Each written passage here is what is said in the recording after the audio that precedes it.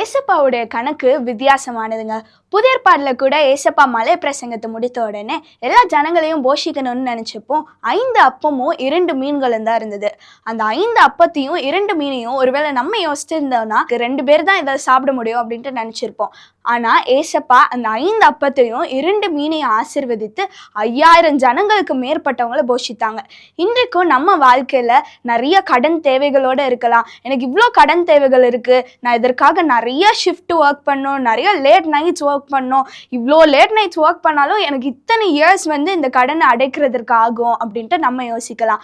ஆனால் நீங்கள் ஒன்று மறந்துடாதீங்க, உங்கள் கடன்கள்ல இருந்தும் உங்கள் பிரச்சனைகள்ல இருந்தும் ஆண்டவர் உங்களை விடுவிக்கிறதுக்கு ஒரு நிமிடம் போதும். வசனம் கூட எப்படியாக சொல்லுகிறது, கர்த்தர் மேல் நம்பிக்கையா இருக்கிற மனுஷன் பாக்கியவான்.